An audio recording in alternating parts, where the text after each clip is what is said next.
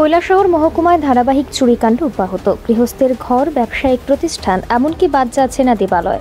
তবে কোনো ক্ষেত্রে সফলতা পাচ্ছে না পুলিশ। মঙ্গলবার গভীর রাতে কৈলাসহর চণ্ডীপুর ভৈরবথলির কালী মন্দিরে দুঃসাহসিক চুরিকাণ্ড সংঘটিত করে চোরের দল।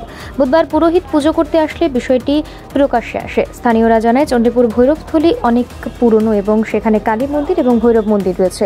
প্রতিদিন পুরোহিত এই দুই মন্দিরে পুজো করেন। মঙ্গলবারও পুরোহিত এই দুই মন্দিরে পুজো করতে চলে যান।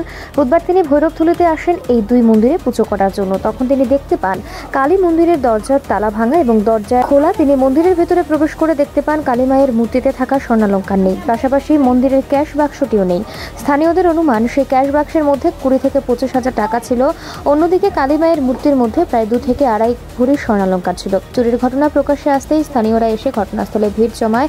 খবর পাঠানো হয় কৈলাসহর থানায়। ঘটনাস্থলে ছুটে যায় কৈলাসহর থানার পুলিশ, গিয়ে ঘটনা তদন্ত শুরু করেছে। তবে যাই হোক, গোটা ঘটনাকে কেন্দ্র করে তীব্র উত্তেজনা বিরাজ করছে গোটা এলাকায়।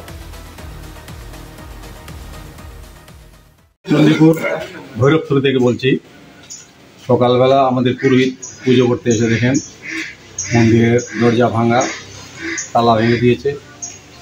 উনি তো বুঝতে পারেনি। প্রথম ঢুকে দেখলেন মায়ের গলার নেকলেস নেই, হাতের চুড়ি বালা কিচ্ছু নেই, কানের দুল নেই। এরপর সবাই কেউ নেই ফোন করেছেন, আমরা সবাই এসেছি এখানে। এর আগে কোনোদিন এরকম চুরি হয় আপনার বলতে পারছি না, তবে এটা আমাদের মধ্যে আলোচনা হবে, তখন দেখা যায়। সকাল রাত্রিবেলা হয়েছে। একটা ক্যাশ বাক্স ছিল, ক্যাশ বাক্সতে আমাদের অনুমান 25 থেকে 30,000 টাকা হবে। আর সোনা অন্তত পক্ষে 2 থেকে 2.5 ভরি তো হবেই। চাই সুষ্ঠু বিচার হোক, এমন আমাদের মায়ের মন্দিরে যা জিনিসপত্র যাতে উদ্ধার করতে পারে পুলিশ।